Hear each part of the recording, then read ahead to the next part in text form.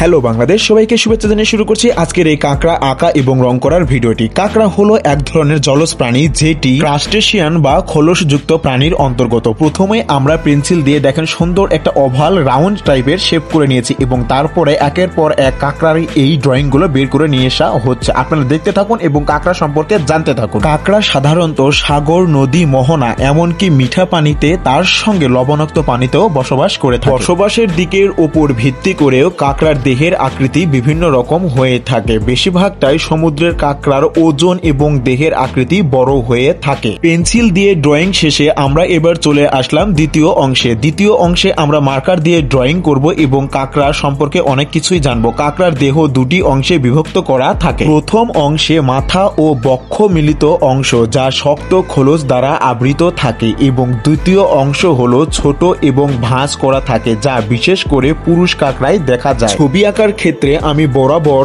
এই কথাটাই বলে থাকি, অবশ্যই আপনারা প্রথমে পেন্সিল দিয়ে সুন্দর করে ড্রয়িংটা করে নেবেন, তারপরে মার্কার ড্রয়িং করবেন। এতে আপনার ভুল হওয়ার সম্ভাবনা খুব কম থাকবে। কাঁকড়াদের রক্তের রং হয়ে থাকে নীলচে। এর কারণ হচ্ছে এদের রক্তে হিমোসায়ানিন থাকে। কাঁকড়া খুবই উচ্চ পর্যায়ের সংবেদনশীল প্রাণী। এদের চোখে কম্পাউন্ড লেন্স থাকে যার কারণে এরা 360 ডিগ্রিতে চারপাশের সবকিছুই দেখতে পায়। তৃতীয় অংশে আমরা রঙের ব্যবহার শুরু করেছি। আজ আমরা জল রং দিয়ে এই ছবিটি আঁকছি। স্ত্রী কাঁকড়া ডিম বহন করে এবং যা তাদের পেটের নিচে থাকে। সারা বিশ্বে 6800টি প্লাস প্রজাতির কাঁকড়া পাওয়া যায়। তার মধ্যে আমাদের বাংলাদেশে 3 প্রজাতির কাঁকড়া দেখা যায়, তা হলো ম্যাট ক্রাব, রেড ক্রাব এবং স্যান্ড ক্রাব। আজ আমি লোনা পানির কাঁকড়াটা আঁকছি, এজন্য গায়ে রং দিয়েছি লাল। কাঁকড়া সর্বভুক প্রাণী। এরা ছোট মাছ, শৈবাল এবং মৃত প্রাণীর দেহের অংশ খেয়ে থাকে। কাঁকড়ার সবচেয়ে বড় গুণ হচ্ছে সে পেছন দিকে চলতে পারে। সবাইকে অসংখ্য ধন্যবাদ এবং ভালোবাসা জানিয়ে এবং পেছনে ফেরার গল্প দিয়ে শেষ করছি আজকের পেন্টিংটি। টাটা।